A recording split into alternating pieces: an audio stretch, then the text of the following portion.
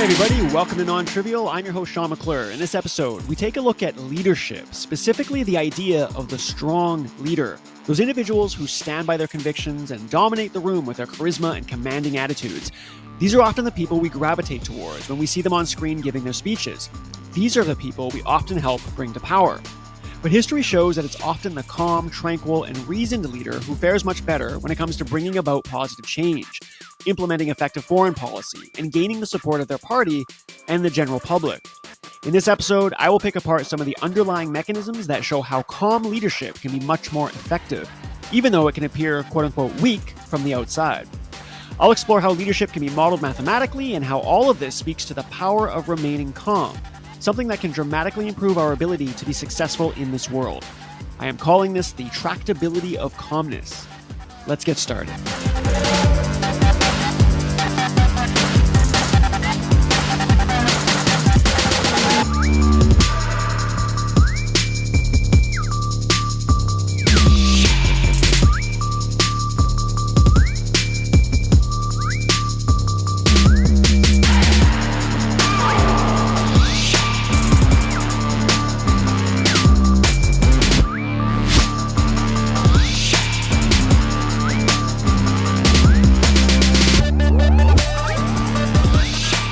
Okay, so from an overview perspective, I think this is going to be a pretty interesting conversation, as I like to call them on the podcast, even though it's just me speaking. We're going to really dive into this idea of leadership, this idea of being a strong leader. You know, this is the kind of thing that we typically get, that we gravitate towards, right? We want our leaders, whether it's in an organization, right, a company, some kind of business, some institution, or what we typically think on the political sphere, in the political sphere, the leader of a country, right? We want them to be strong individuals. We want them to, look good, to sound good, to have convictions that obviously align with ours. We want them to stick to those convictions. We want our leaders to be strong. But there is a massive downside to that. And if you actually step back and get the bigger picture, similar to the last episode, right? We said if we stand too close, things look crazy. But if we step, if we have more time, if we can step away, we can get the more holistic picture. We can see what actually works.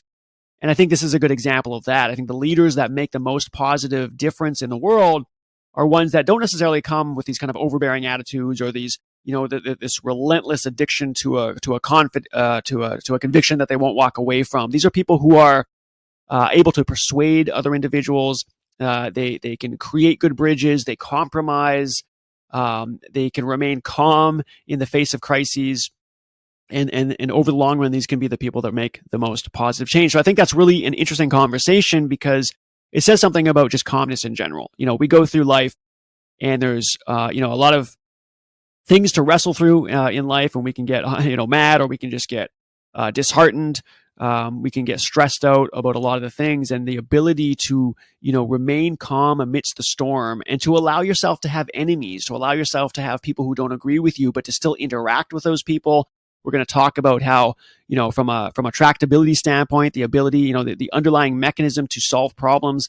We're going to show how it's really, really beneficial to have a tolerance for your own enemies and to try to put yourself in their shoes and all that kind of stuff. So that's what I'm calling the tractability of calmness. You'd be able to just, kind of relax into it, love yourself as well as your enemies and be able to build bridges and don't burn them all. And just that over the long run, although it might not be easy, can lead to much better outcomes. So we'll take a look at that.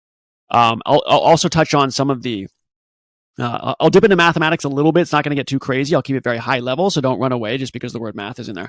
But I think it's interesting that, we can add a little bit of rigor to the mechanisms to take a look at how those get modeled. We'll take a look at the role of leadership in a group and things like cohesion within the group. So the way to kind of mathematically model that, and what do those models tell us about leadership? I think that's pretty interesting. And then we'll end off with some kind of life lessons at the end. So some of the patterns and concepts I'll be discussing in this episode: decision-making, self-dampening systems, system constraints, group problem solving, dispersal of power, and just overall tractability. The book that I will be using to anchor the conversation this week is The Myth of the Strong Leader by Archie Brown. The Myth of the Strong Leader, Political Leadership in the Modern Age. It's a book by Archie Brown. I recommend it. It was really interesting. Goes into a lot of details about different leaders, Which ones failed, which ones were successful, which ones had the support of the party, which ones lost it and had to resign. A lot of the stuff that I'll be talking about in this episode.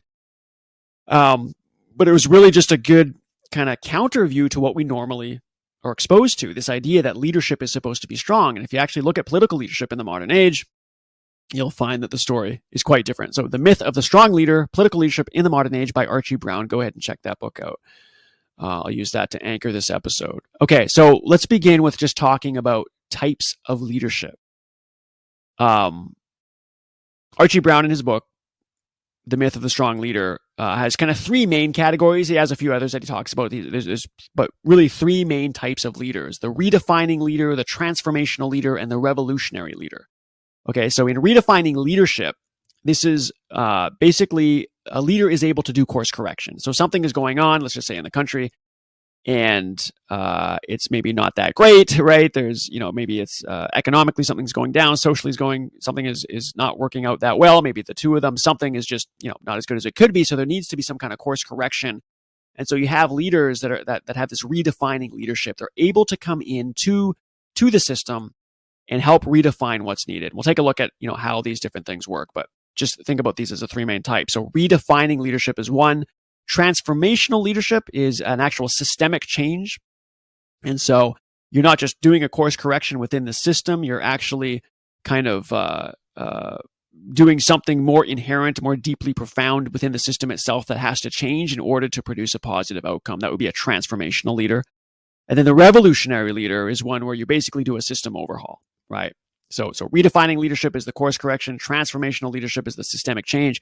Revolutionary leadership is, essentially overhauling the entire system in order to bring about the change that is hopefully better. So redefining, transformational, and revolutionary.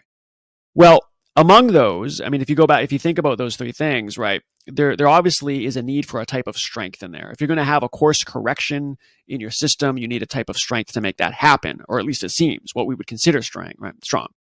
You need to be able to influence, right? The people in your party. You need to be able to influence the public. You have to bring about the change. If it's transformational leadership, up one step from redefining, even more so. And if it's revolutionary, you would imagine that, you would need, a revolutionary, a rare, an extremely strong, charismatic individual who can lead the people and who can stick by their convictions.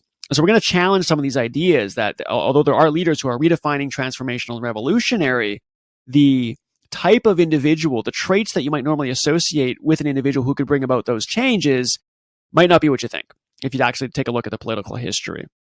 And we can see this in organizations as well. So that brings us to kind of this next topic, which is, what does strong mean? Well, the common interpretation is this charismatic individual, right? These personalities that lead to their popularity. They typically have kind of domineering traits. It tends to centralize decision-making power to one or a few individuals, right? Because they're strong, right? These are, we'll take a look at some historical figures throughout politics in a bit, but these people who kind of centralize that decision-making to either just themselves or to a very small party, because that's the strength. They stick by it. They're not going to dilute their power by letting everybody have a voice. And they tend to develop kind of a cult of personality, right? People tend to become obsessed with the individual beyond who the individual actually is. It kind of becomes this, enigmatic, not even real anymore kind of thing, right? This personality, this name that is attached to this individual has little to do with the individual anymore. They kind of develop this cult of personality. So that's kind of what we typically mean by strong. In other words, strong looks strong, right? It doesn't sit in the back. It's not unknown. It's very well known. It's very in your face. It's popular. It's demanding. It demands the attention, right? And people naturally gravitate towards that definition of strong. Well, let's start to pick this apart a little bit as we take a journey into trying to understand how important it is to have a quote unquote strong leader as I've just defined it. And the first part that kind of goes against this narrative is when you take a look at the constraints on leadership. In other words, if you take a look at the political systems that exist and the leaders within those systems, and you realize that they're actually quite constrained to do things, that those traits of strength that I just defined, you got to be charismatic and you got to, kind of centralize the power and you got to stick by your convictions. start to become less and less useful. So in other words, even if those were good traits, you might not be able to execute them anyway. And therefore, if you do look at leaders who did a good job, it couldn't have been those traits that led to it because of the constraints on leadership. Okay, so let's pick that apart a little bit. Well, it's actually very difficult, as was described in the book by Archie Brown, The Myth of the Strong Leader. It's very difficult to be a redefining leader. That was one of the, he had redefining, transformational, revolutionary. So if you start with kind of the redefining leader, it's very difficult to be even just a redefining leader, someone who has a little bit of a course correction within the system. In fact, it's almost impossible to be a transformational leader in the 20th or 21st century USA. So difficult to be a redefining leader, almost impossible to be a transformational leader where you get actual systemic change. So a good example would be, U.S. presidents that have their full political resources at their disposal.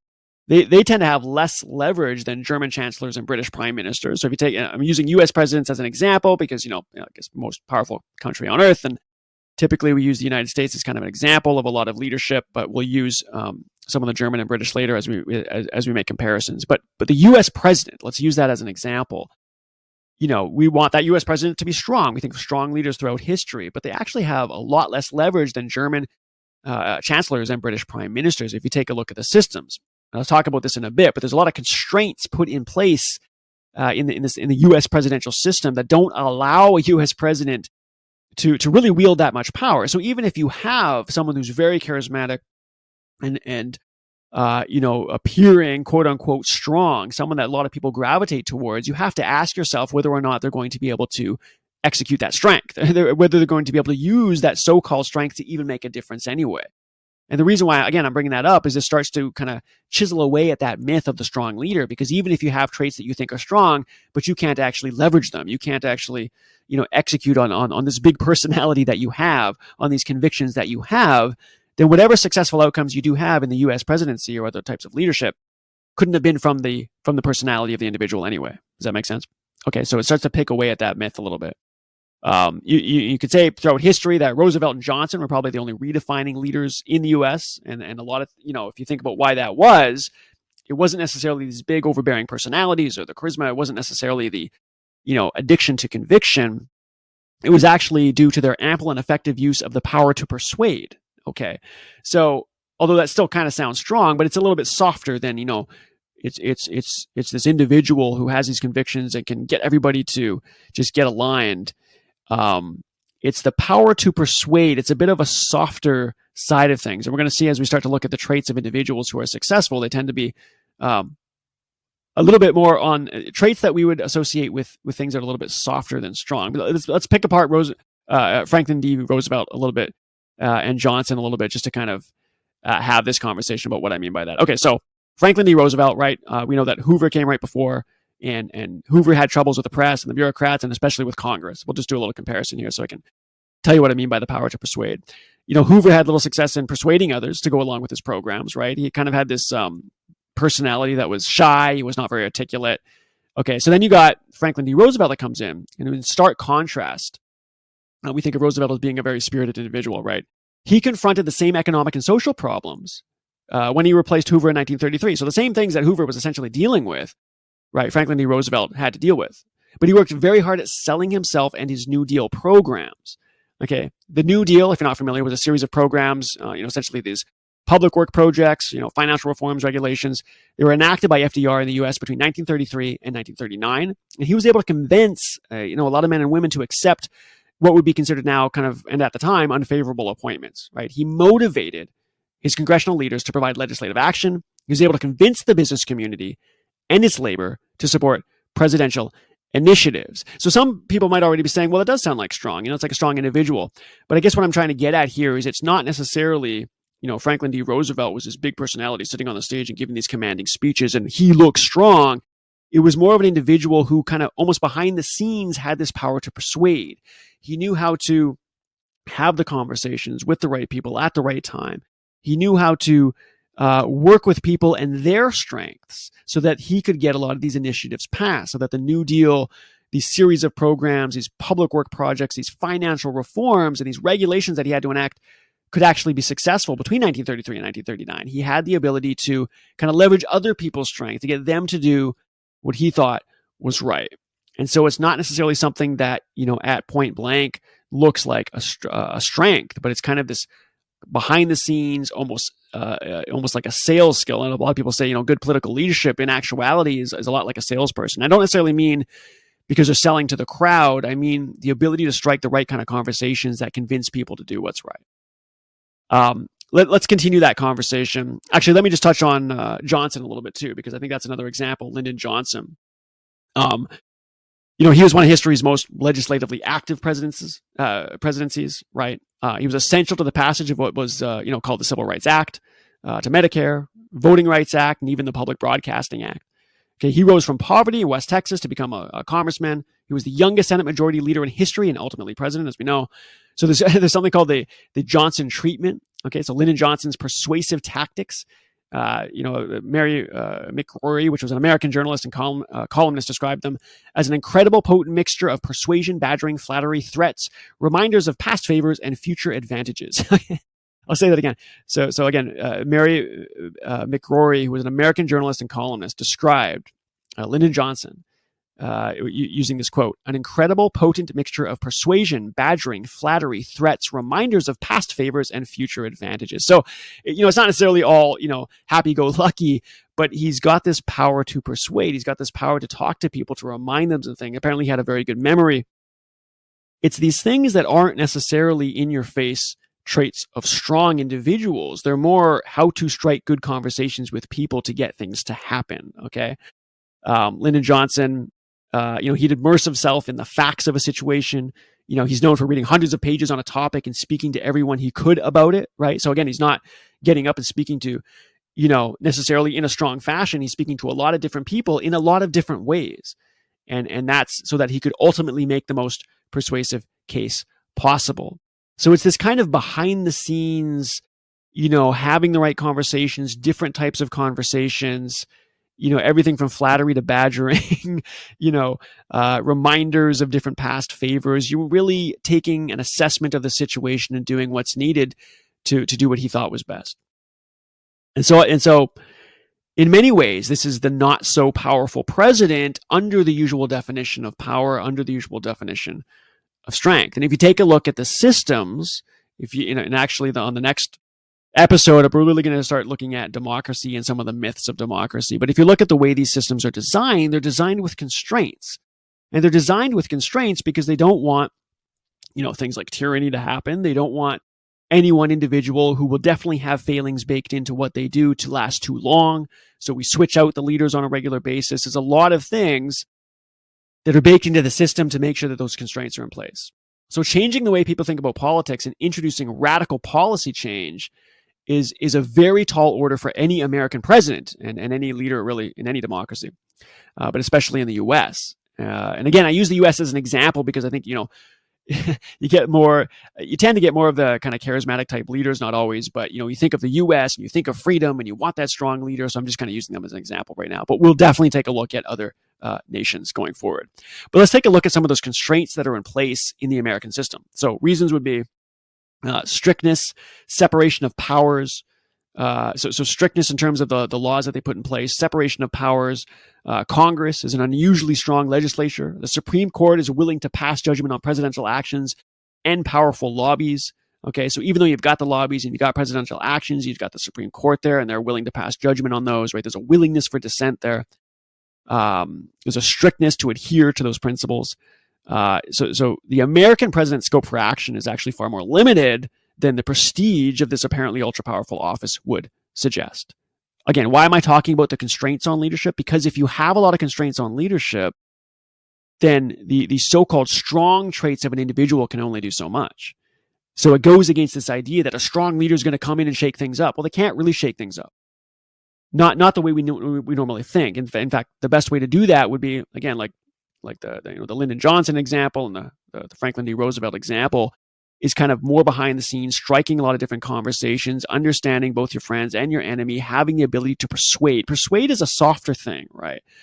In my opinion, it's not really a get up and shout kind of thing, or it's not like I have to look really strong, because that's more of a cult of personality, right? When someone comes across and just looks strong, that alone tends to, people will gravitate towards it. And like, I just want that person in power. Whereas the power to persuade is a softer, kind of protracted, takes a while, different types of conversations, really good memory, knowledge of the system, good knowledge of facts, how to talk to people.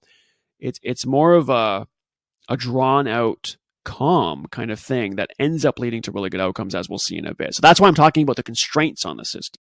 The constraints on the system make it so that you can't really get in there and like a bull in a china shop and just start messing things up. You're not able to do that. So if you're going to make a positive change, you have to have that power of persuasion. You have to understand people. You have to be able to, as we'll see, do things like make concessions and compromise and get into that behind the scenes type of stuff. Leaderless revolutions is another thing. And the reason why I'm bringing this up is because then kind of begs the question, well, are leaders even needed, right? Not all around, but if you can have things like leaderless revolutions, then what does that say about this idea of strength, where you need a strong leader to come in, and that's where the revolution comes from? Again, going back to those three types of leadership, we got the redefining leadership, we got the transformational leadership, we got the revolutionary leadership, where you actually have essentially a system overhaul. Well, if you can have leaderless revolutions, what does that say about that? Spontaneous revolutions have begun with no leaders at all, without deliberate planning, but they still take off with rapid speed. Now, this should, for my usual non-trivial listeners, you should probably start thinking about some of that, collective decision making, how things can, emerge in groups, in aggregate, and how that can end up solving problems, right? So we'll get into a little bit of that later, obviously, but spontaneous revolutions that have no leaders happen throughout history. And that leaders will typically come after the revolutions, right? Jacobins in France, the Mensheviks and Bolsheviks in Russia. Some examples where you've got this kind of spontaneous revolution happening, and then even though we associate a strong leader with the revolution, they actually came after the fact, after it had emerged, okay? It's often impossible to predict opposition and resentment against the state and the explosion that happens across the country. So these things emerge, right, essentially spontaneously. French Revolution of 1789, the Russian Revolution of 1917, and the Chinese Revolution of 1911 would satisfy this kind of spontaneous pattern of leaderless revolution. Again, even though after the fact, a leader will come in and take over from there.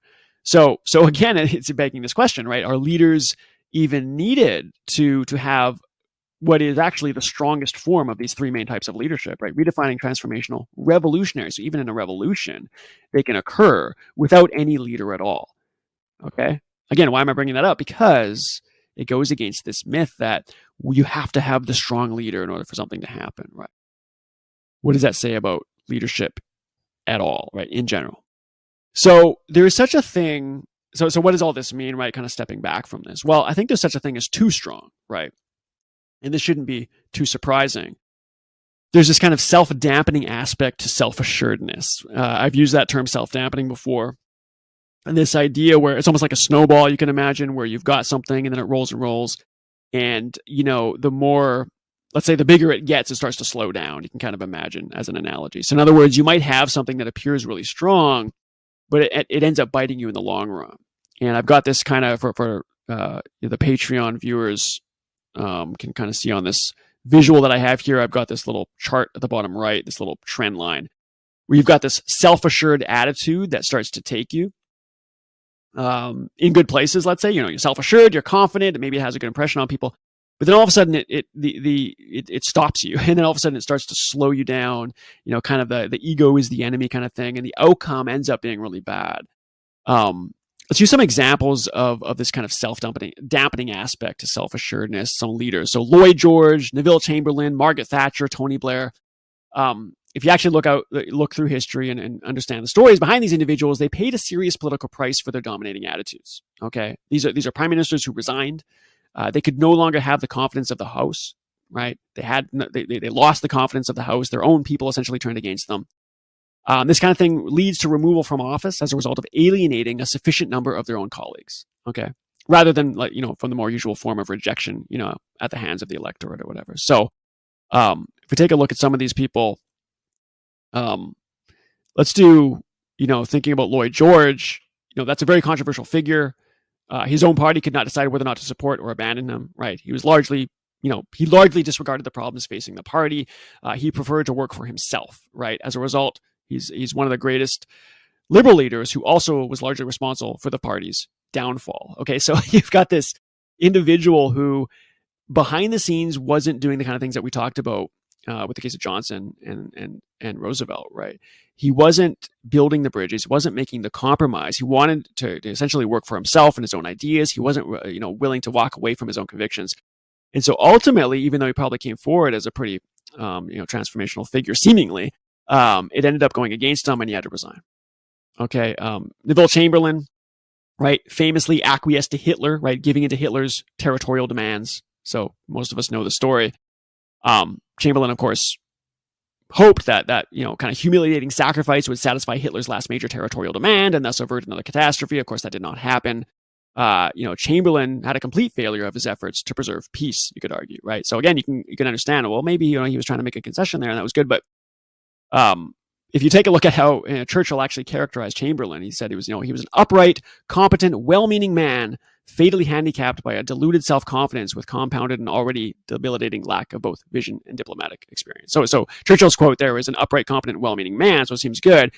But then Churchill also quipped that poor Neville would come badly out of history. I know, I will write that history. Okay, so Churchill, on one hand, said, like this is a well-meaning man, but it's not going to come out well in history. And so you can kind of get into the history of Neville Chamberlain and see that he was making some decisions that, again, weren't really listening to maybe some of the experts around him. A lot of people were saying, look, I don't think giving in to Hitler is necessarily a good thing.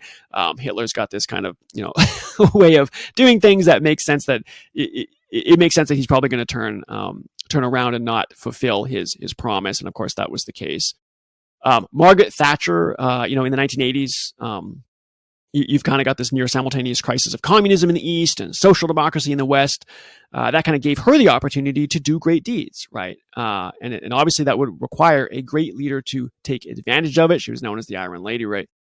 But, she was one of the most divisive British prime ministers of modern times. She was admired and reviled, you could say, in equal measure, owing as much to the self-righteous way which she pursued her policies, right? The self-righteous way that she pursued her policies.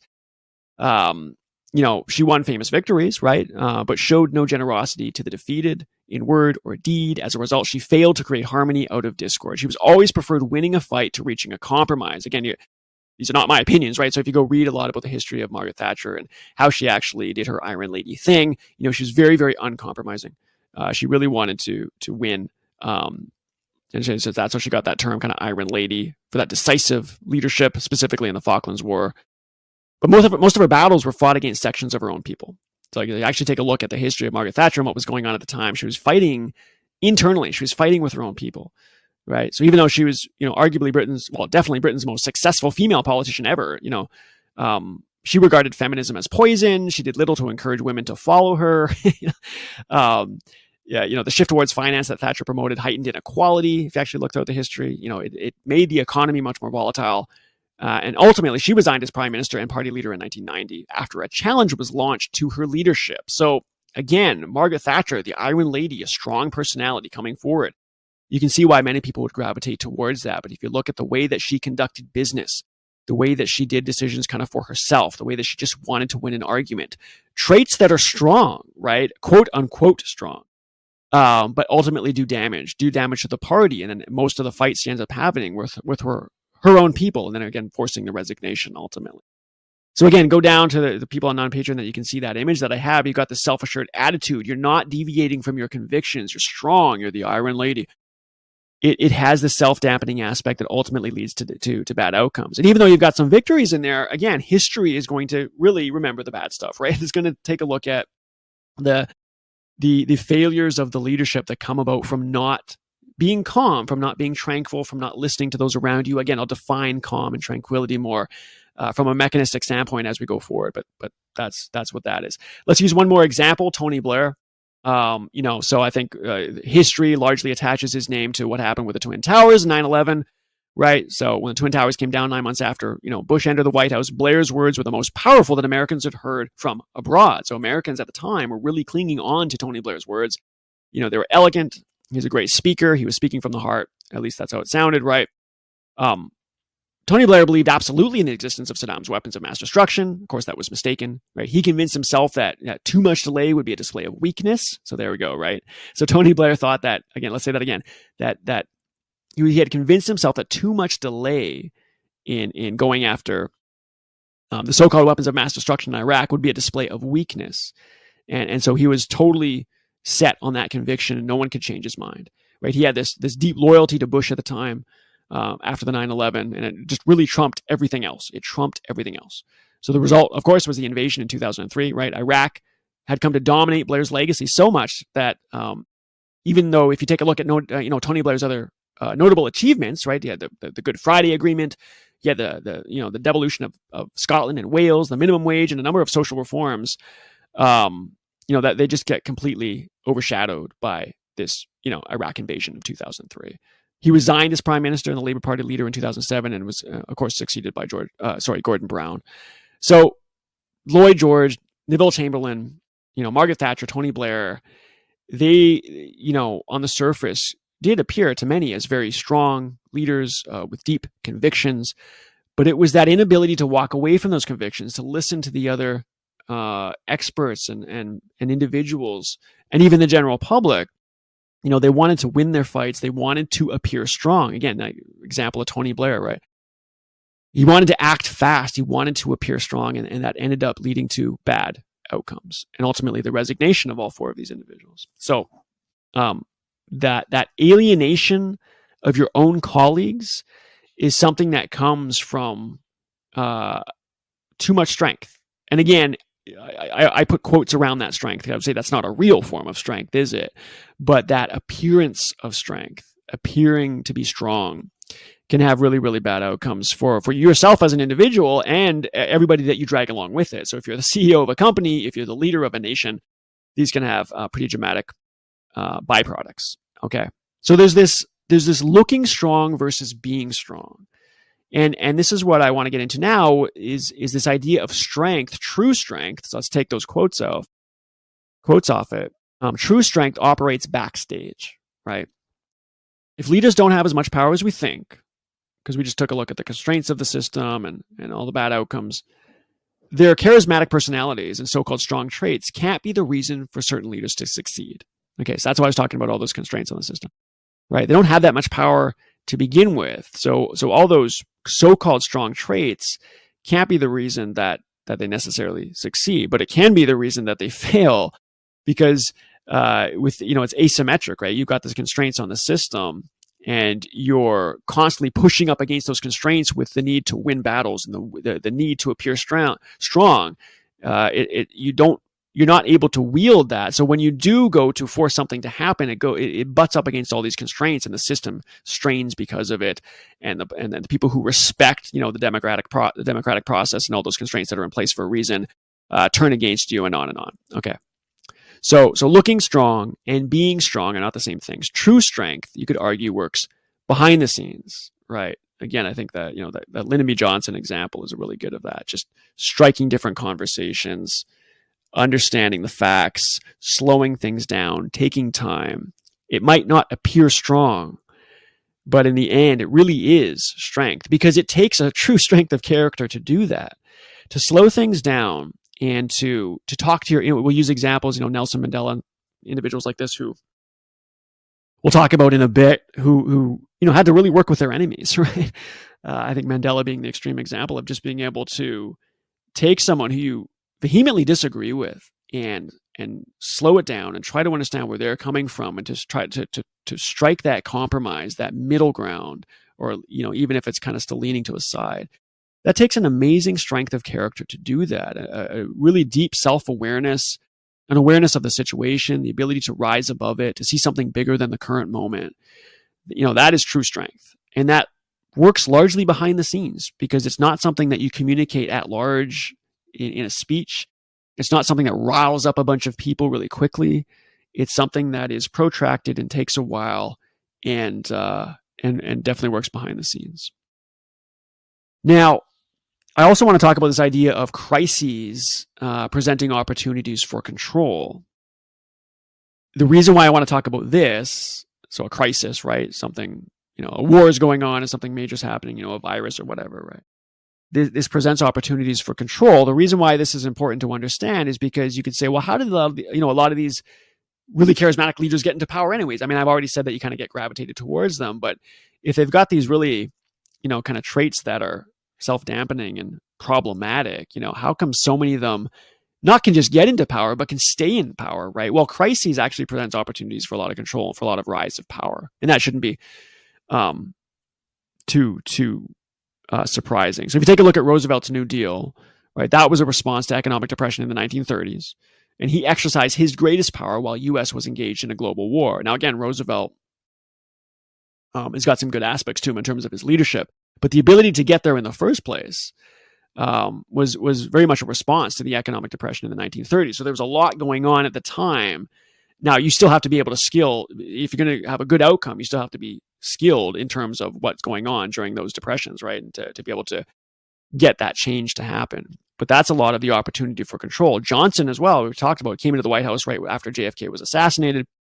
He seized the moment to persuade Congress, right, to pass legislation which redefined citizenship.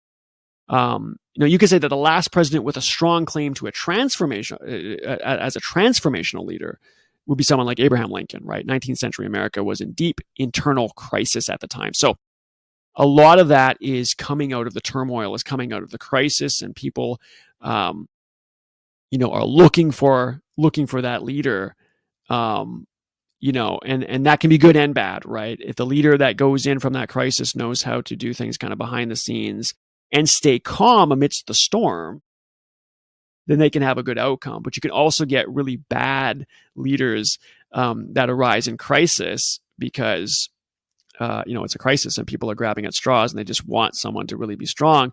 But if that strength is something that disables their ability to walk away from convictions, that they have to win fights, and they get addicted to appearing strong, that can be very problematic. Take a look at 9/11 and the pretext surrounding that. Towers came down. Wolfowitz refused to believe that an organization headed by Osama bin Laden could not carry out the 9/11 attacks without a state sponsor. He believed that sponsor had to have been Saddam Hussein. He was preoccupied with Saddam Hussein well before 9/11.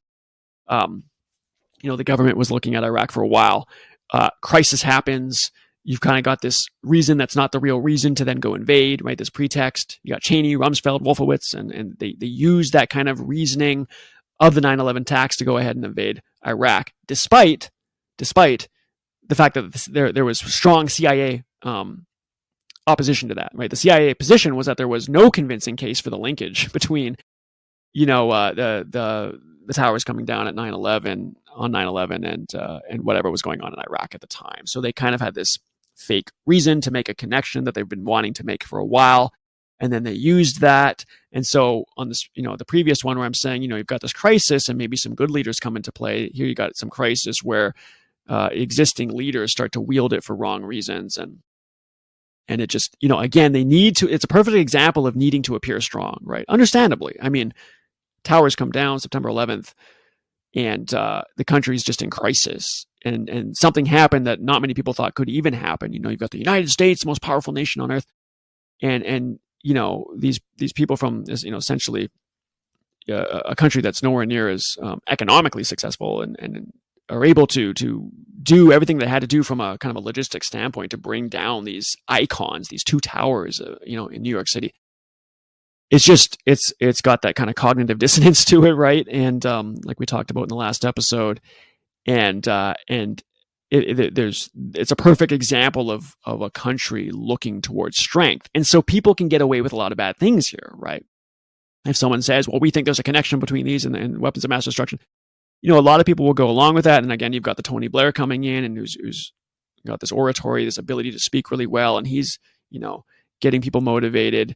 Logic, reasoning, tranquility starts to go out the window in moments like this because people do the knee-jerk reaction. So yeah, we talked about, the types of leadership, right? The kind of the cult of personality that pops up from that, the constraints on a system, the ability to have revolutions without leaders in general, the self-dampening aspect of that self-assuredness that can kind of come, and then the role of crises that can bring about, essentially put people or maintain people into power that maybe shouldn't be, unless you're a good leader that can do it. So I want to take a look at this idea of collectivism now.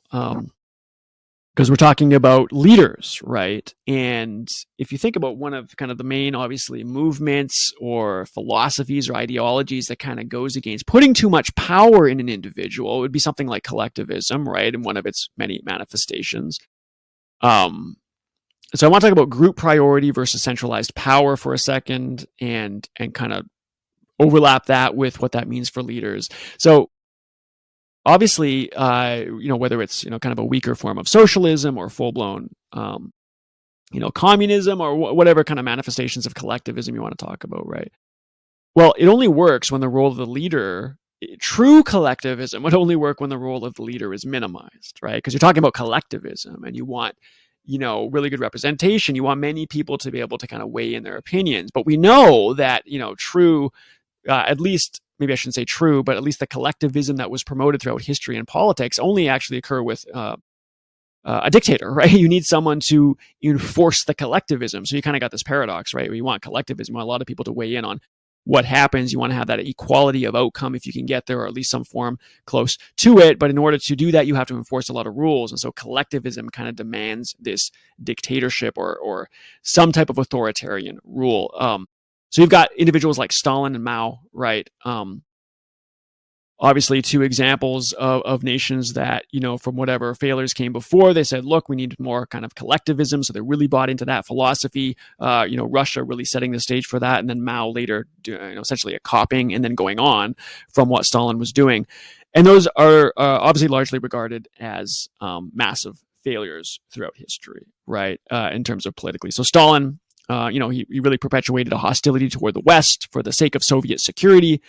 By the time Gorbachev came in, it was clear that capitalism was not about to collapse. So that was a failure on Stalin's part. This kind of direct, extreme hostility towards the West and the capitalist ideology. Under Stalin's leadership, millions of lives were lost due to famine. Right. You got Mao Zedong, who was the first 5-year plan. He had this, what we call the 5-year plan for the future of China, right? It was launched by Mao in 1953, in which the Soviet Union was actually held up as the model for development, right? So you've got what was happening in the Soviet Union at the time, and Chinese saw that as a great thing, and they wanted to copy it, or at least Mao did. They had this kind of saying that the Soviet Union's today is our tomorrow, right? That's what was said in China by Mao. So he brought about the so-called Great Leap Forward, right? That was from 1959 to 1961, and he praised the Chinese as an especially disciplined people who would do as their government demanded, right? So you've got this propaganda of being like, look, if we believe in it and you do this for a while, there'll be this really great equality outcome in the end. So just trust the government. So you've got this kind of idealism of collectivism that demands the centralized power, right? And so they, involved industrialization of the agricultural reforms and agricultural reforms. They had this promise of eventual utopia, right? Mao's measures involved, kind of the consolidation of collectives into gigantic people's communes, right? And that was supposed to achieve essentially economies of scale.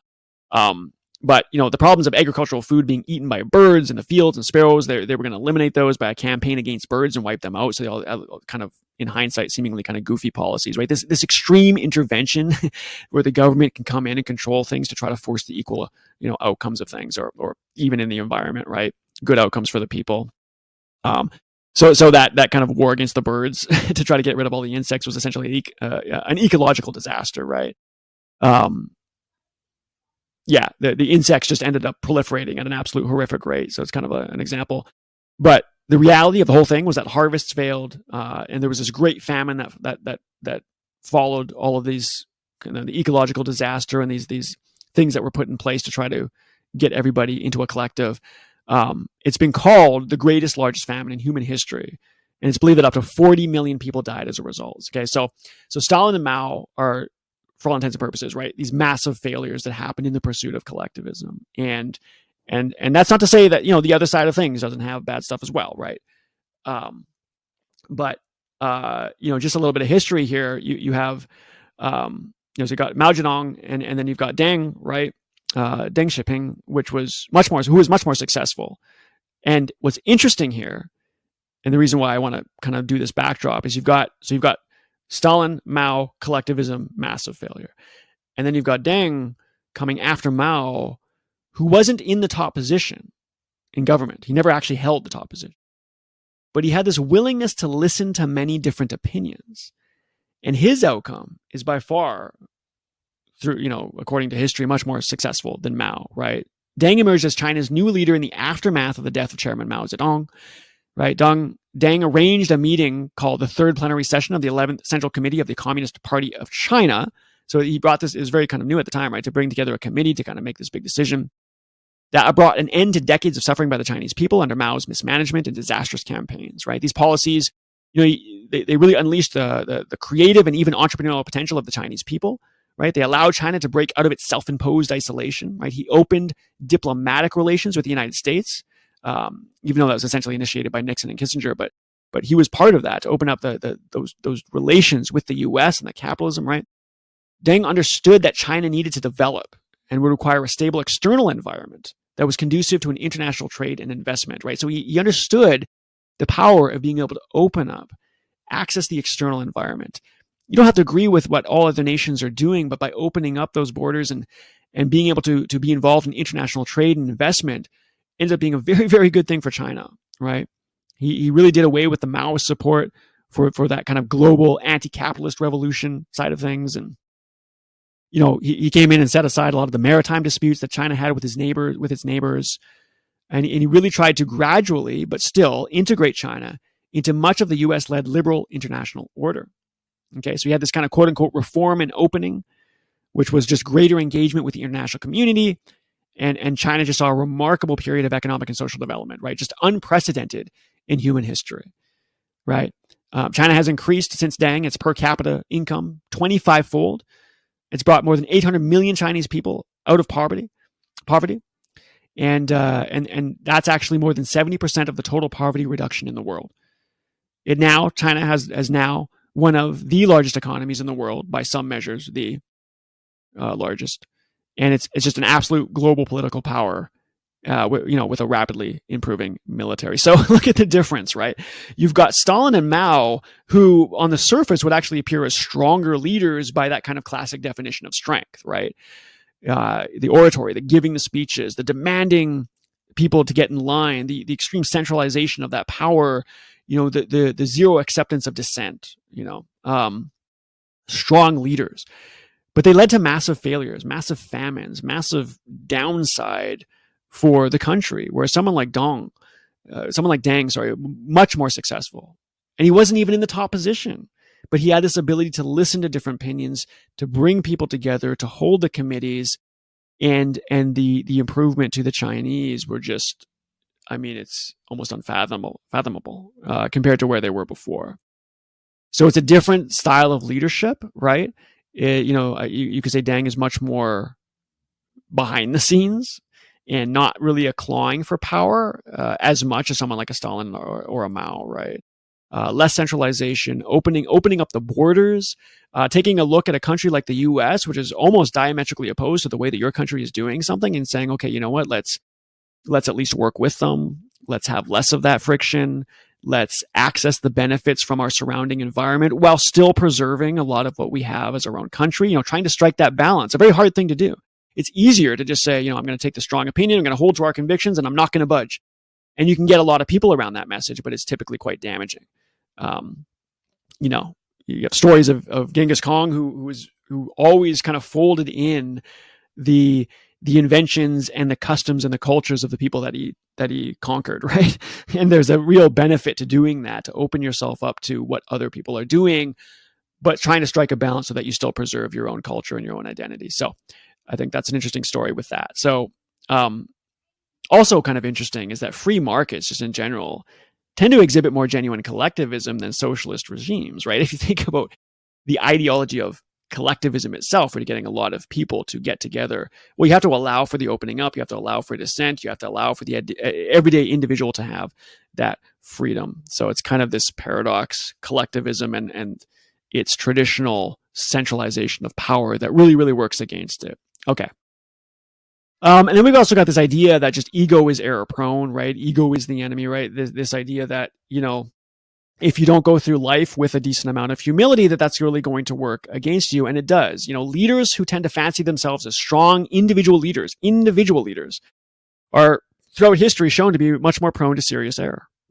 Much more prone to serious error because they don't have any kind of system to check on themselves, right? The idea that you're going to have all the ideas, that you've got this belief that is so strong that you're just going to push it through no matter what, can have a lot of damaging things, right? And you could argue that maybe some of that works for a while, right? You've got the Steve Jobs story of he had this kind of bubble of unreality or whatever they called it around him, and he had this strong conviction that things had to be a certain way. And there's some upside to that, obviously, in terms of innovation. There's a lot of downside to that. I mean, he got fired from his own company, right? It's also debatable how much he was really like that. I mean, I think the guy probably still had some decent. He definitely had the power to persuade, and I'm sure he was still doing things a lot behind the scene, because when you're really passionate about things, that's what you tend to do. But people in general who discount the accumulated knowledge of those with expertise typically fail, right? And foreign policy decisions are almost always worse with authoritarian and autocratic regimes, because these regimes don't allow dissent from below, and they believe that one leader can make essentially all the decisions. And again, Margaret Thatcher, right? Iron Lady example. It's good to have convictions, but you have to be able to walk away from them. And we've talked about the true purpose of Occam's razor, right? This idea that you're going to put a super tight, simple narrative in place. So that could be your conviction. Like, here is specifically what I believe. Okay, that's good, because you're precise and you can be very clear about it. But the reason why it's so good to be so clear about that is so that it can die easy, right? So that it can be attacked. Because if it's vague, people don't really know what you're talking about. It ends up getting propped up longer than it should. But if I'm very precise about what I believe, then it's easy for you to attack it, and that's what you want. But you have to be willing to kill it, right? If it survives over a long period of time while you're very precise and tight with your narrative, then that says something about its ability to be a good, philosophy or ideology or whatever it is, policy, right? But if you're very, very tight with your narrative and specific, but people are raising really good objections to it, and you don't listen to it, you don't allow that dissent, that's going to come and bite you, because it's just not compatible with the system as a whole. It's not something that is meant to survive, and nature will eventually win out. If you push something that is too strong, that is supposed to die because it just doesn't work with the way the mechanics of nature work, but you prop it up artificially through centralization of control, through tyranny, right, through threat, through force, whatever it is, then it will definitely fail eventually, because it will definitely lead to bad outcomes, because that's how nature works, right? It has to be, whatever it is you put forward has to be commensurate with the mechanics of nature. And if you take a look at the tractability of problems and how things get solved, which we talk about all the time on this podcast, right? It won't work. It won't work. And unfortunately, in politics, that means you can bring a lot of people down with you, right? A famine that kills 40 million people because of your inability to walk away from a conviction and to listen to those around you is, to say it's a tragedy is an understatement, right? So it pays to be aware of how things actually happen. Dispersal of power I want to talk about now. So that gets into this idea that, the dispersal of power will lead to success, which is against kind of this myth of the strong leader, right? Because those who appear strong typically are not dispersing their power. Because if you disperse your power, you will delegate to other people. You will allow their strengths to come forward. You will be doing, matchmaking and subtle persuasions and facilitating of the conversations, and a lot of things that quite frankly happen in the background. And you won't be, again, sticking to that conviction super strong and yelling it from the mountaintop, right? You will disperse that power. And because the power is getting dispersed, you will get less attention because of it. But that is what leads to better outcomes. And history will show that you were truly a strong leader for dispersing the power than trying to maintain it for yourself. And you can see this throughout history. So in the history of the two major communist states, the Soviet Union and China, right, the periods of increased collective leadership were far less devastating. Okay, take a look at Soviet Union and China. The periods of increased collective leadership, again, they still have a lot of collectivism to them and communist aspects to them, but the periods of increased collective leadership, where you are now, to be clear, we're using the term collective as in You're listening to others, like true collectivism, right? You're listening to those around you. You're allowing for dissent. You're allowing for change. Those types of leadership were far less devastating. Again, Deng is a perfect example of that, right? So totalitarian and authoritarian regimes, they exist on a continuum, right?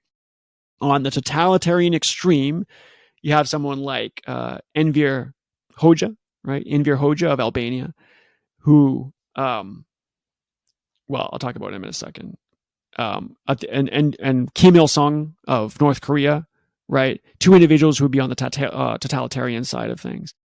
And on the other side of things, you have, maybe what you might call mild authoritarianism, like Singapore, right? It's not a democracy, and it has a vibrant market economy, but it's still got some maybe authoritarian aspects to it. And then on the other side, you might, say you've got democracy, although I guess it kind of depends on how you define democracy.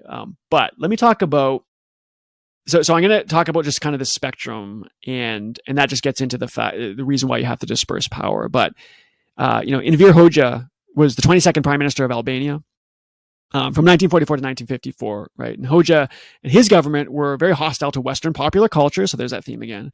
And that was manifested in the mass media, along with, against consumerism and cultural liberalism that were associated with that. He was very much against that. He demanded strict conformity.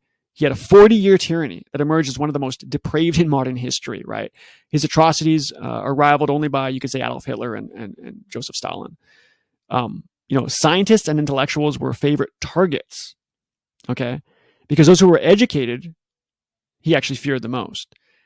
Anything foreign was denounced as a danger. Musicians were banished to re-education camps for playing things like Mozart, or worse, the Beatles. and his communism ultimately failed. So you've got this extreme totalitarianism in Enver Hoxha of Albania as an example. You can go read about him. And, not good outcomes, right? These things don't work.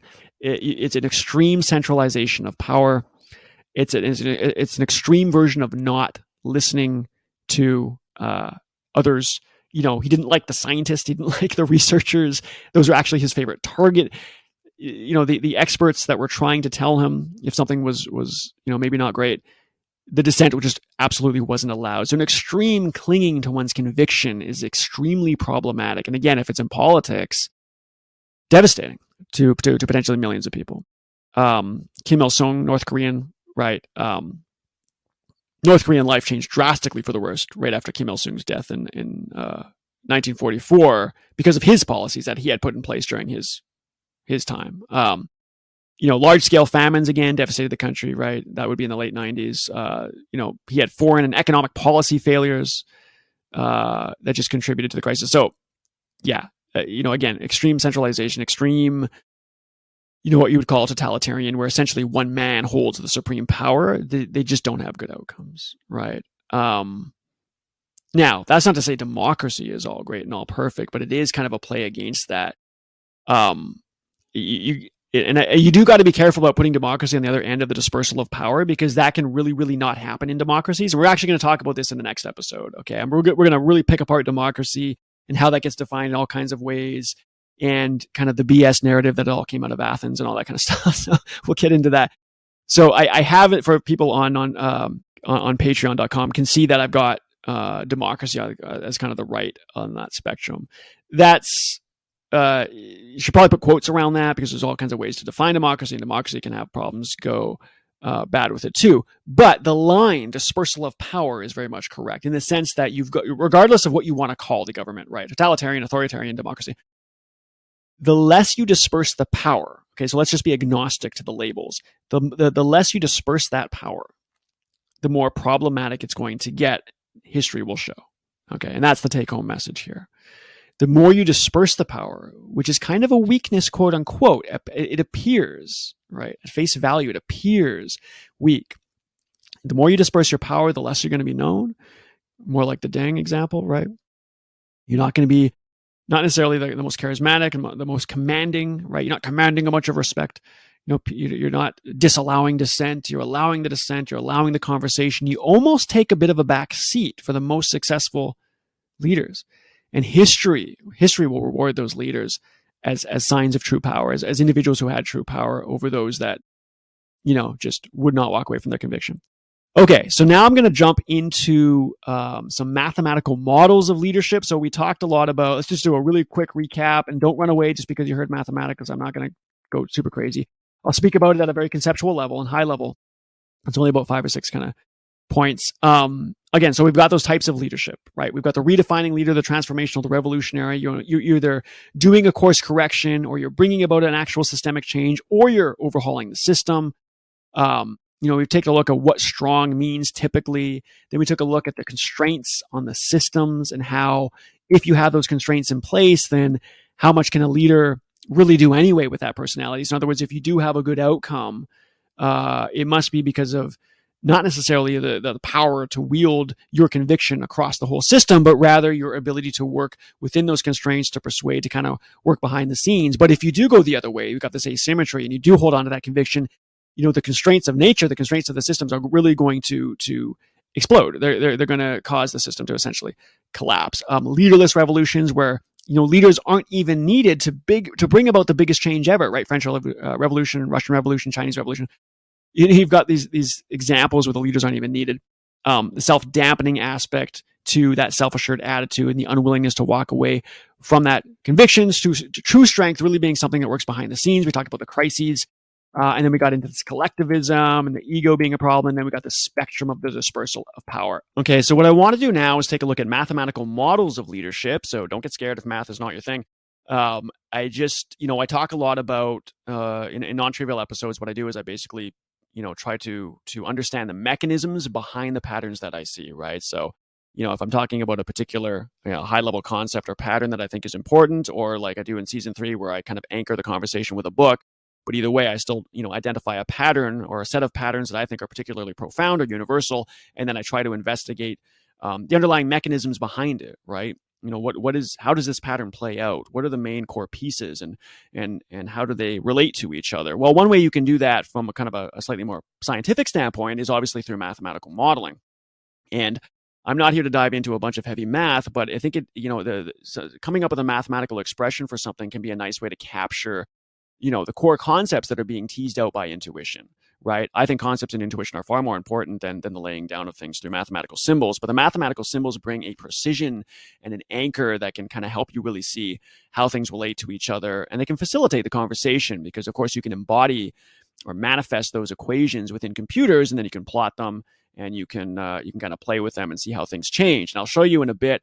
I've actually set up a dedicated site, which I'll do from this point forward, for NonTrivial, that I call the NonTrivial Playground. You can actually find it at nontrivial.online. Instead of .com, it's .online. So nontrivial.online. It's called the NonTrivial Playground, and I'll start setting up basically these different you just have like little sliders and little graphs that change, so you can kind of play around with the mechanisms that I talk about on these episodes, right? So I basically take the mathematical model from one of our studies, I bake it into this playground application, and you can go play with them. So I'll show you that in a bit. Show you for the Patreon subscribers. For those with audio, you can still head over. You can still have access to the playground. But anyway, so mathematical modeling definitely can serve its purpose. It's a nice way to anchor the conversation, but you should never take these models too seriously, because they are, definitely make extreme approximations to how things play out.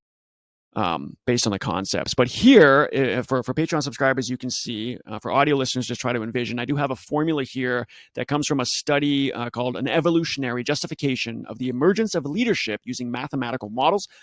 And so basically it says, look, if we want to go ahead and model leadership, which is obviously what we're talking about in this episode, you can do so by thinking of it in terms of the probability of survival. So in other words, you have a group of people, and then you have a leader, and that leader is either helping that group survive or not.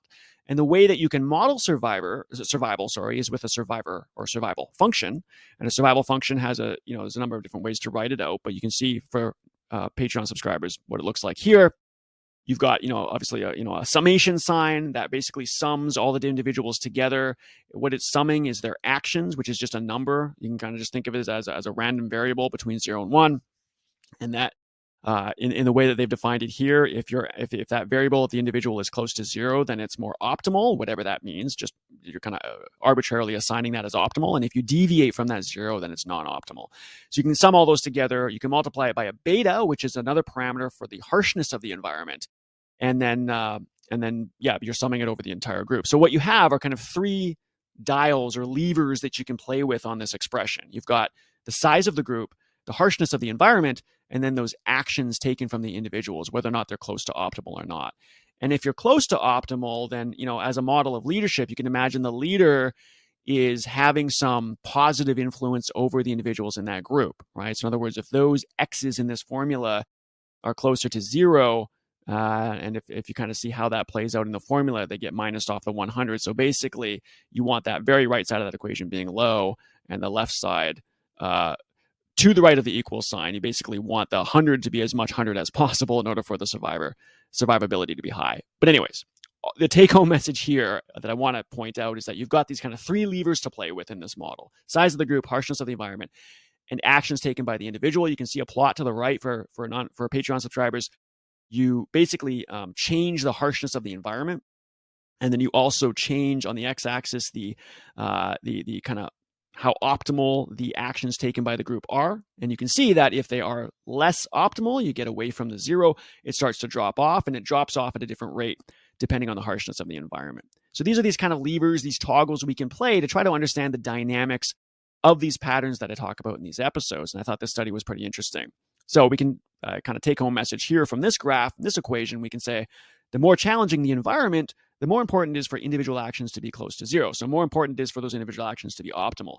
So from a leadership perspective, we want that leader to be having positive influence on the individuals, so that given the different harshness of environments that they play into, they have a good chance of survivability. And so a lot of this is pretty intuitive. It makes sense. Like if you have a harsher, more uncertain environment, you would expect the ability of a group to survive to be lower. If the individuals in that group are not close to optimal behavior, we would expect the survivability to drop off in that group. And so even though those are pretty obvious, the fact that you have a relatively simple mathematical expression to capture those patterns means this is a way to anchor those concepts, right? And you might say, well, what's the point, right? I mean, we already know this kind of intuitively. Why capture those in mathematical symbols? Well, we can embody or manifest this mathematical equation on a computer. And because we can do that, then we can make it play out. We can run it. We can try different combinations of size of groups and harshness of environments and actions taken by individuals. We can GUIfy it, right? We can set up this equation with a front end, and we can put little toggles and levers, and you can move them yourself, and you can start to play around and see how the graph changes as you do that. And that's a nice way to build intuition around the dynamics or the mechanics of the patterns that we talk about. So much so that I've actually set up a dedicated site called that you can find on nontrivial.online. So instead of .com, it's .online, nontrivial.online. Anybody can head over there. I call it the non-trivial playground. When you get to the kind of the homepage, you just click on the square for the episode, and then that will open a dedicated site that has one or more of these models baked into it, and it's got levers and it's got the chart, and so you can kind of play around with the mechanics of the model. I just want to do that because, again, on all these non-trivial episodes, I'm talking about the underlying kind of mechanics of the patterns that I think are interesting. So if you want to interact with those mechanics and see how they play out with some of these models, that gives you a way to kind of build some intuition around it. So for those interested, go ahead and head on over to nontrivial.online. It will take you to the non-trivial playground. I've just got the one episode set up now, this episode, because I've just started. But from this point going forward, I'll do this for all my episodes. Play around with the mechanisms that we talk about. On this next visual for the Patreon subscribers that you can see, another way that you can model the group dynamics and the role of leadership is through cohesiveness. So the better group cohesion you have, the better aligned the individuals are to each other. They're all kind of doing the same thing is one way of thinking about this. And so one way that you can introduce this into the model that I just described previously is you can basically take an average of all the actions. Again, those actions are just numbers, right? They're just random variables. But if you take the average of them, and so you represent all the actions of those individuals with a single number, which is what an average is, and then you plug that into this other formula that basically discounts the individual or diverse actions by a cohesive parameter and augments or improves the average, because that's what cohesion is, then you basically come up with a new individual action that can then be summed. So probably pretty jargony there, maybe losing a few of you, especially if you don't have the visuals to look at. Don't worry about it. What I'm saying here is there's a way to introduce cohesiveness, because in the original one, when we're just summing a bunch of people together, they were all independent actions. Okay. But from a mathematical perspective, you might want to say, well, people are talking to each other, right? They're working together. There should be some kind of cohesion. And in fact, from a leadership perspective, you could imagine that a leader would be able to help the group cohesion. In fact, that might be a mathematical way of defining what leadership is. And so there's a way of kind of using averages and plugging those back into the original formula to introduce this dependence that people have on each other within a group. That's the take-home message there. And for those on Patreon, you can see the chart to the right there where we actually look at the effect of cohesion on survival. So as the cohesive factor increases, in other words, people are kind of working and getting more aligned, you can see the survival probability goes up. Because again, we're just plugging it into that survivor function at the top there. Again, pretty obvious, right? But the purpose of this is not necessarily to see something that you didn't already know. It's the fact that these mathematical expressions are at least a reasonable anchor to the mechanisms that we understand about groups, right? But you can also find some interesting, surprising things as well. Now, in this, and I'm going to show you the non-trivial playground in a second for those that are on Patreon, and for those on audio only, you'll just have to listen to what I speak, which hopefully will still be interesting. But before I do, I just want to show that everything here was kind of analytical. You've got the mathematical expression. You can go ahead and plot it. And you can see the trend lines and make comments about what's happening in the groups and what the role of leadership might be, which I'll use going forward as we get back into some of the political examples. But one more thing is the simulation. So when you have a lot of these combinations, we're doing these little dials, these levers, we're changing the parameters of the equation to see how things play out. Of course, there's this kind of combinatorial explosion that happens. There's so many different combinations of those parameters that sometimes you just want to do thousands and thousands or millions of different combinations to see what happens. And that's where, the computer can really, really help, right? We can, essentially program these mathematical expressions in a numerical fashion into computers, and then we can mix and match an absolute ton of different combinations of those parameters, and that's where simulation comes. So various combinations of group size, harshness, and diversity in the case of the survivor function. We can choose a range of values to explore the different scenarios between two extremes. So you can have like no chance of survival. On the other end is you can have a group that survives no matter what. And so as we change these parameters, we're somewhere between those two extremes, and we can try those different combinations. So here's the take-home message from all this. If we step back and say, okay, we tried to capture some of these interesting patterns from these mechanisms of leaderships, right, leadership in groups and their ability to survive. And you can model that out mathematically and look at it from an analytical perspective. You can run kind of these massive simulations on a computer. At the end of the day, you can step back and say, well, what has that told us? Is there anything interesting here? Or is it at least aligned with what our kind of intuition is about leadership in groups? So here's some of the results from this particular study. Again, this is an evolutionary justification of the emergence of leadership using mathematical models. That's a paper. I got the link in here, so head on over to Patreon to check that out. Some of the results are diversity in action can actually hinder leadership, especially in large groups or harsh environments. Okay, so I've talked a lot about the importance of variation and diversity and making, particularly complex problems tractable. So we know diversity can be a very good thing, but one of the costs to increase diversity is the need to manage it. So when we're thinking about this in terms of leadership, too much diversity can actually be a bad thing unless you have a way to manage it, right? Unless you have a way to basically coordinate the actions of the group. And anyone who's done any kind of leadership in their life knows this. If you've been, a manager or something in a director level or CEO of a company or whatever it is, and you've got a decent sized amount of people, the more people that you introduce into a project, the more challenging it can get. You have the benefit of the different diverse opinions that can be really, really good information to help, statistically sample from the possibility space, as I like to say, to try different things and use that trial and error to solve problems. But you still have to manage it. You still have to coordinate those actions. So the diversity can actually be good up to a point, but if that group size gets too large, it can hinder the ability to lead effectively. And so that's why, you get this more hierarchical structure in very large organizations, because the leaders have to hire, lower level leaders who hire lower level leaders. And you kind of have to fractal that out in order to try to coordinate the actions over thousands and thousands. Another one is, and that's not just the size of the group, that's also based on the harshness. So the harsher the environment, the more uncertain it is, the harder it is to coordinate the actions with increased diversity. So diversity is good. It brings a lot of different points of view that can help you solve the problem, but it does need to be coordinated. Leaders who emerge in smaller groups with less harsh environments will have a better chance to lead a group. to survival than a leader in a large group under harsh, uncertain conditions. Better leaders are more severely affected by diversity of actions than worse leaders. That's interesting. So this study was able to basically distinguish between better leaders and worse leaders, and then they looked at what the harshness of the environment did, and the better leaders and diversity. So the better leaders, as they defined it, were actually more severely affected by the diversity. And that's probably just a way that the better leader is maybe having this method of coordination.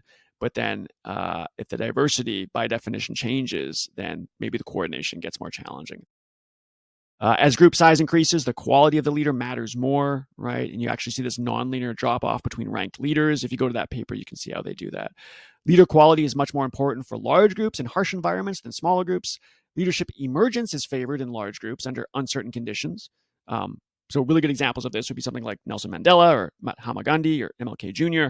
You have these very uncertain conditions, and that's where you typically see the leadership emergence be favored. Leaders will emerge out of that. So remember, we talked about already, you can have this kind of spontaneous revolution start to grow, and then often the leaders will kind of emerge after the fact. And that's a pattern that you see in these groups. And the last one here is when group cohesion is present, the need for a leader coordination is actually diminished. So you've kind of got this two sides of things. On one hand, a leader can come in and do really good cohesion, but if you just had a group by itself that had group cohesion, the need for very strong leadership is actually diminished. And so an example of this in nature would be things like, self-organization, like you see in complex situations. I think a good complex problems or complex systems. So a good example, again, might be, the spontaneous emergence via a revolution where maybe you've got some kind of natural coordination within groups, and then that allows a lot to happen. And then it gets to a point where a leader does need to come in to continue to coordinate going forward as they get more refined in the approach. So anyways, those were the results of running these simulations and doing these mathematical models like that. So what I want to do now, before I just jump into the rest of it and we kind of finish off the episode, is I just want to take a quick look at the non-trivial playground so the people that are on the Patreon subscribers can see the visuals of what that looks like. And I'm just going to kind of move the toggles back and forth and just relate that back to some of the things that we've been talking about. So let me do that now. Okay, so here I am in the non-trivial playground. So just a simple site that I set up. So you can log in again to nontrivial.online and we'll load this website. It's really for desktop. I mean, it technically appears on mobile, but definitely works better on desktop. So just click on the episode, the Tractability of Calmness. And then I've got these charts similar to the ones that I showed from the paper. But again, these are interactive, so you can play around with it. So here I've got two. The first one is related to the probability of survival versus that deviation from optimal actions. And so what we can do is we can come in here. You click on the equation, see the equation I'm talking about here. This is the survivor function. We can start to toggle things like the environment of harshness, the group size, and action deviation from optimal. So again, 0 is optimal. And if you start to toggle that to the right, slide that to the right, you can think of that as the group taking less and less optimal actions. Before I start toggling that, you can just see I've got that kind of 3-bar. This is basically just reproducing what was in the paper originally in a static sense. So they've got, the 3 betas, right? The harshness of the environment, 25, 50, 100. So as the harshness increases, you've got, so the most harsh, right? 100 is blue. And so you can see that the rate or the survival probability drops off much more quickly, right? And then again, as you deviate from optimal actions, it also drops off. So just as a general pattern, right? We know the harshness of environment is important. We know that we want to get kind of obviously closer to optimal actions within the group. So if I start sliding these now, then you can see this bends back and forth for people that are on Patreon. And so I'm increasing the harshness of the environment. And you can see that in order to maintain a survival probability that's closer to 100, closer to the top here, you really need those actions to be closer to optimal. If the environment isn't as harsh, then those individual actions don't have to be as optimal, right? Because you still have decent probability. So this is just a simple example of, again, we're capturing the dynamics of the system, and you can come in here and you can think about what that means. And then, really don't just think about the math. Just think about the science or the statistics. Think about what this means in everyday life, right? Think about the leadership, right? If you're in a harsher environment, you're going to have to get better you don't have to influence the activity of the individuals of your group that much more, get them more aligned, whatever that means, right? Get them closer to how you define the optimal activity. I can also do group size. So for the same kind of, let's say pattern that we've established here, let's say I've got this environment harshness sitting at, 57 on a scale from 1 to 100. I start to increase group size. As soon as that group size increases, it starts to drop off very dramatically. So you can start thinking, well, if I have an appreciable group size, I need that environment to be backed off, into much more favorable conditions in order to have a decent survivability, kind of curve here. Again, if you're only listening to from an audio perspective, you're going to see obviously hard to visualize this. So head on over to the site if you want. And then this is not changing the graph. This just shows that as I deviate from optimal behavior, you can see the survival probability drop off. So these are the kinds of things that we try to capture in models, right? How harsh is the environment? What is the size of the group? How optimal are the behaviors? And you can think about that in terms of, a particular political leader, a particular size of the group, the likely, the level of kind of alignment or optimality of the people within that group and things like that. So I think it's pretty interesting. Again, interactive visuals like this just help build that intuition. You can almost build a bit of muscle memory around kind of the dynamics of the patterns that we talk about. So I think that, that's why it's interesting. That's why I want to set this up. The second one here that I have is the probability of survival versus group cohesion. So again, this is kind of how well the individuals of the group are essentially doing the same thing, right? We had that average term in there, a very simplistic way of thinking about cohesion and people working together, but still kind of interesting. So we can toggle different things here. So I can, again, increase the environment harshness, and what it's doing is plotting the survival probability against the group cohesion. So obviously better cohesion increases the probability of survival. If I back harshness off, right, you've got a better chance of survival regardless of the cohesion. If the environment gets worse, right, you're going to want to have much more cohesion in order to have a decent chance of survival, right? Again, we can do the group size. If we increase the group size, it starts to drop off. If we back off the environment and then play with the group size like that, you got much better chance for survival. And then group diversity is just how different the actions are within that group. Okay, and so if they're much more diverse, you're going to have that much better cohesion in order to still have survivability, and on and on. Okay, so you've got the 3 toggles for the cohesion at the bottom. You've got the 3 toggles at the top for the probability with environment harshness. And so head on over there if you want and just kind of play with the toggles and think about what it means. Think about it in your own life or your own group. If you're leading, if you're running a business, thinking about an organization or your role within that organization. If you're, an employee and not in a management position, or think about it in terms of the political leadership of different wars that have happened. What I'm trying to say here is it's not just all kind of nerding out on math. It's interesting to think about these dynamics and what that means for some of the, political leadership and leadership in general that has happened throughout history. And just use it to anchor. Again, these models are very approximate, but they're nice anchors to that conversation. Okay, so let's bring this back to the kind of political examples that we're using and the idea of leadership.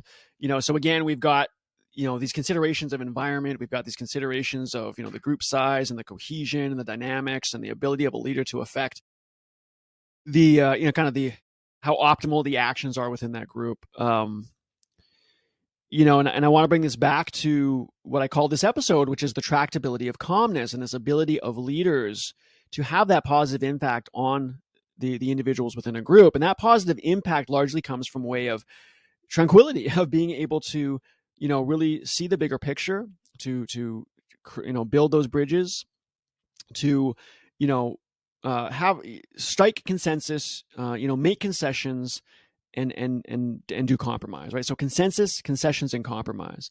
The ability to concede one's strength for something bigger than the current moment, right? And history shows us that truly effective leaders do not dominate those around, right? They tend to seek consensus, with a style that's often described as collegial. They make concessions and compromises, and so it's not that kind of usual definition of strength, that domineering attitude, that dominating attitude where they, just are always speaking strongly and sticking very closely to their convictions. It's the ability to make those concessions and appear almost at the surface, maybe softer or weak to some, but really gives a true definition of strength in the long run. And I think Nelson Mandela is a really great example of this, right? He has this virtue of compromise. I mean, just stepping back and thinking about the history of Nelson Mandela a little bit, he served 27 years in prison, right? His defining moments really involved acts of compromise, pragmatism, and reconciliation, right? Mandela consistently displayed flexibility and magnanimity. So if you think about when he was in prison, right, he had to basically learn Afrikaans, which was the language of his oppressor, right? And he did that so that he could work with them. And that really taught him the power of persuasion and negotiation. Right, we used those examples with people previously. That ability to persuade, to negotiate, and he really used that approach going forward to just repeatedly win over what was at the time a skeptical white minority. Right. Mandela opposed black nationalists who said that whites didn't belong in South Africa. Instead, he stressed a multiracial society. Right. And this is one in which, the whites were not only welcome, but necessary to the country's success. He was always looking for ways to reach out to different groups that were not currently his allies, right? We know that he won the Nobel Peace Prize in 1993. He really helped lead the transition from apartheid to what we would consider a multiracial democracy.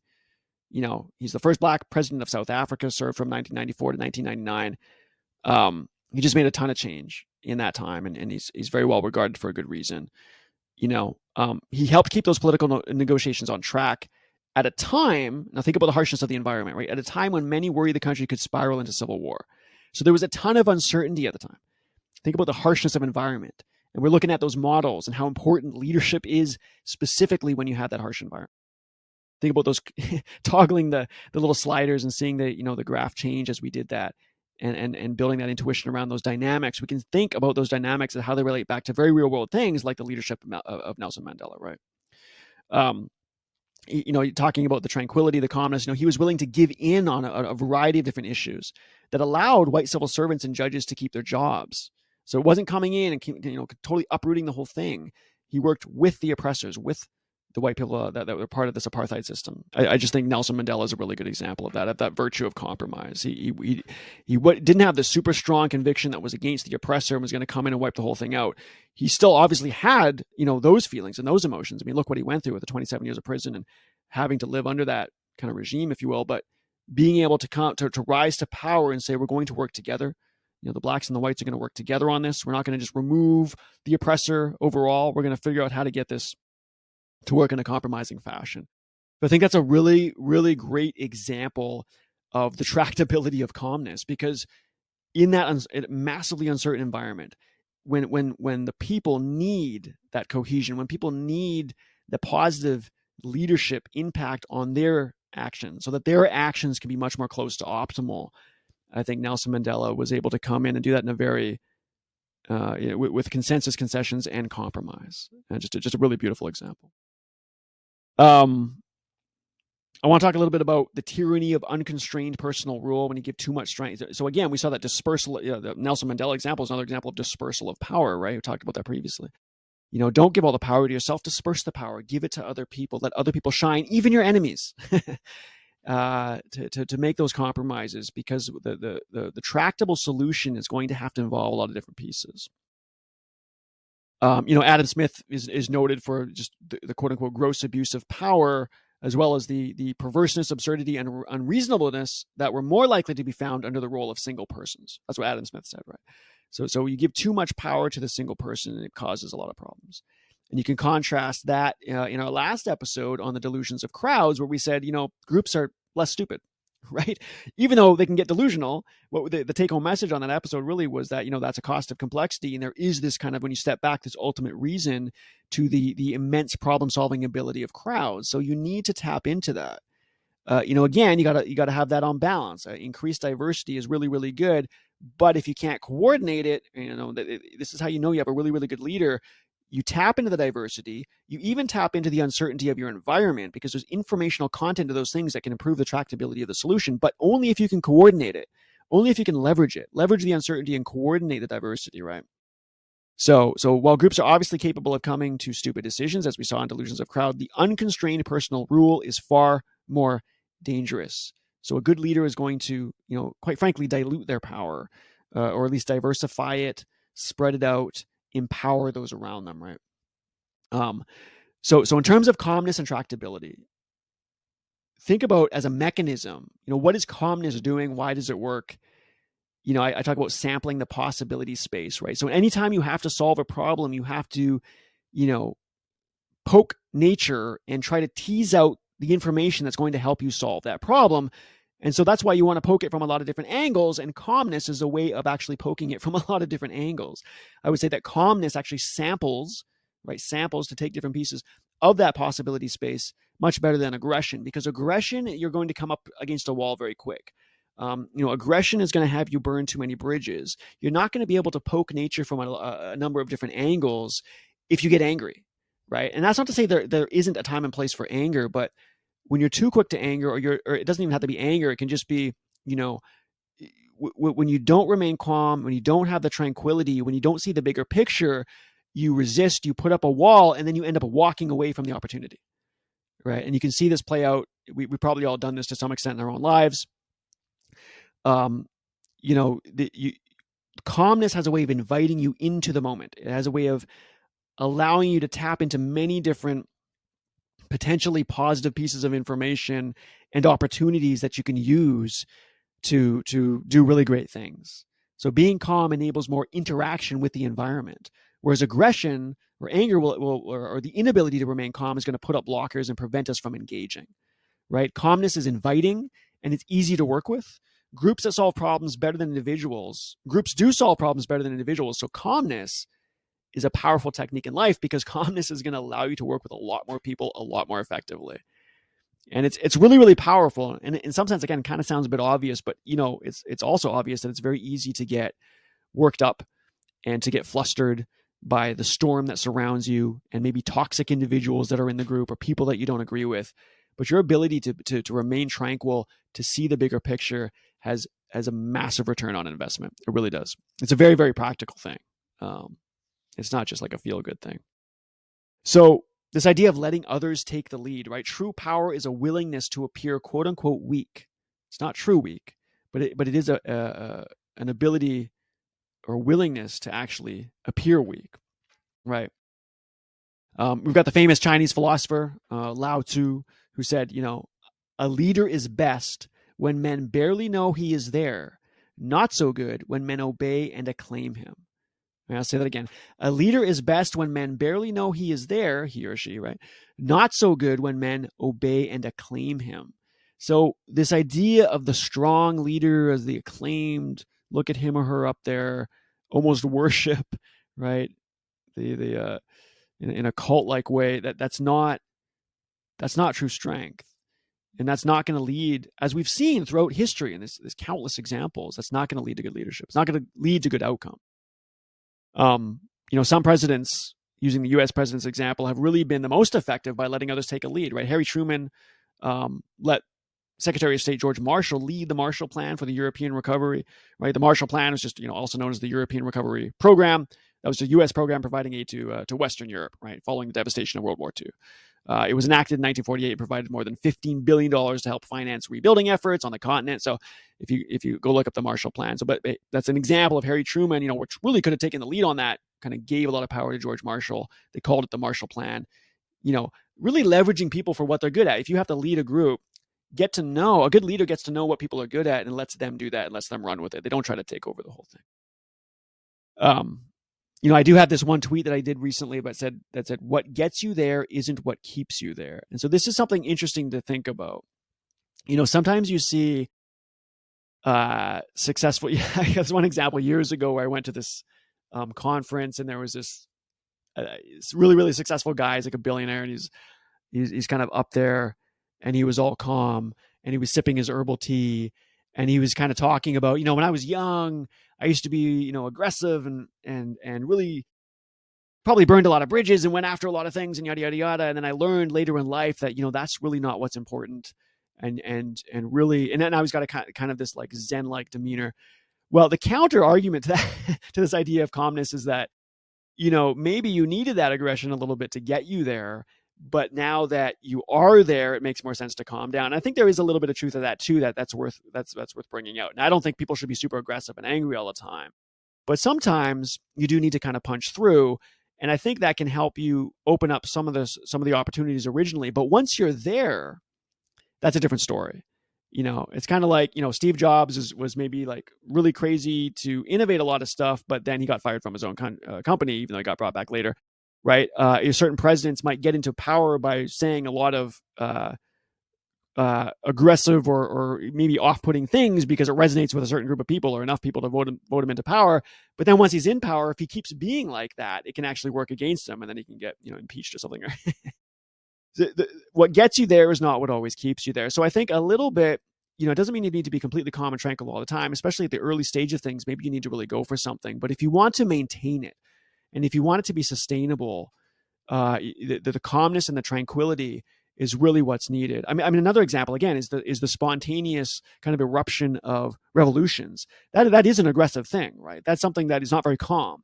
But once that kind of emerges and takes a foothold as something real, right? Kind of like a new innovation coming out of nowhere, seemingly, right? It's almost got a bit of aggressive kind of nature to it. It explodes out, say, oh, this is something new. But if you want to take that new thing and make it work over the long run, make it a tractable, sustainable thing, that's where the calmness and tranquility has to come in. We see that in organizations. We see that with innovation. We see that with political leadership. To really have the long-term success, you're going to have the calmness and the tranquility to make that work. So what gets you there isn't what keeps you there. So sometimes it might be different people, right? Sometimes you need the Steve Jobs to come in kind of aggressive and have these crazy ideas. And then once you've got that, you need some other people to kind of come in from the more kind of level-headed, reasoned management perspective and say, okay, now we're going to take this and we're going to make this into a real thing that lasts. And that's okay. You can have different types of people on that. With that. I think you see this in music, at least historically, right? You can have kind of really on the edge, eccentric musicians that are coming up with all kinds of crazy new music. But then you've got these management teams that come in and actually manage that so that they can get that onto a record, they can get the recordings, and they can turn that into a business, right? So it's kind of two different things. So what gets you there is not necessarily what keeps you there. It's just something to think about. Okay, so I'm just going to finish off now. It's a bit of a long episode. At the end of the day, tranquility, think of it as the goal, right? Being interested in something bigger than the moment. Even though, again, these kind of little bouts of aggression might poke nature enough to get something interesting to come out, no matter what it is, that's going to die away. We got that self-dampening aspect of aggression, or that self-dampening aspect I talked about of kind of putting too much of the focus on yourself. If you want it to be sustainable, if you want it to be successful, if you want it to grow, you have to find a peace with things. And something else I tweeted recently was, calmness is being interested in something bigger than the moment. Another one is a sustainable process is a calm process. So it's not always as exciting, right? We want to punch through and we're excited, but give your problems to time. Give your problems to time and give them to people that work with you, and don't make it about yourself. Don't think that you need to be front and center. Don't think that you need to, have this focal point be on you for control. Be willing to give a lot of that up. That's a type of power. Be willing to disperse the power. Be willing to work behind the scenes. Be willing to do things for the bigger, more proper reasons. And that will bring a lot of peace and tranquility to your own life. And I think if you end up doing something big, history will remember you in a much more positive light. You don't need to be the iron, right? You need to just do what works.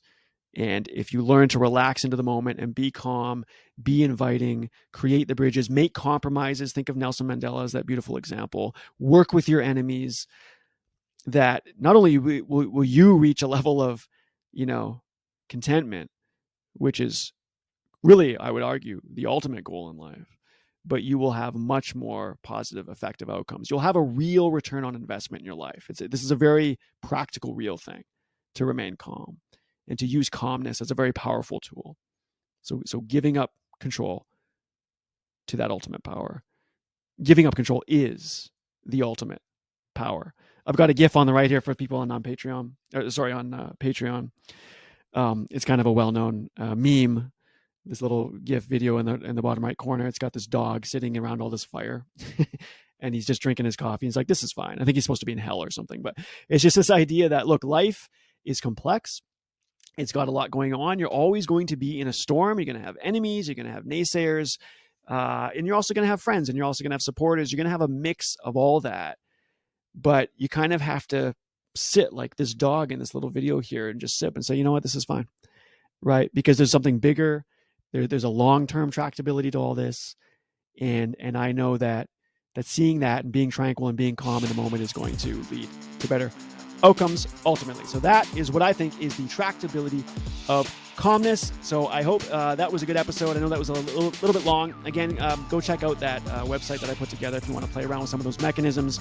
I think that's nontrivial.online, and you can play around, kind of build some muscle memory. I'm going to be doing that on those episodes now, try to just kind of see how anchor some of the patterns and the mechanisms that I talk about from a mathematical standpoint, so you can play around with it. It's not to get jargony about math. It's not to get all, to nerd out on a bunch of things. I just think it's good to play around and see these mechanisms, at play, right? See the dynamics of it. I got a bunch of suggestive reading that you guys can check out for the Patreon subscribers at the end. And the only other thing I want to mention is, I've got a couple really good reviews, a nice rating on Apple Podcasts. It really helps out a lot if people go head on over to Apple Podcasts and give me a 5-star rating. And if you want, just give me a nice little review. It just helps the show a lot, really helps support it. And of course, the other way to support it is to head on over to patreon.com/nontrivial, and then you'll get access to the visuals that I use throughout these episodes. And of course, you can download the actual deck in PDF format if you want, so you can have that for yourself. Again, go check out that nontrivial.online if you want to play around with some of those mechanisms. Thanks for listening. I've got the other episode coming up hopefully pretty soon. As always, your support means everything. Until next time, take care.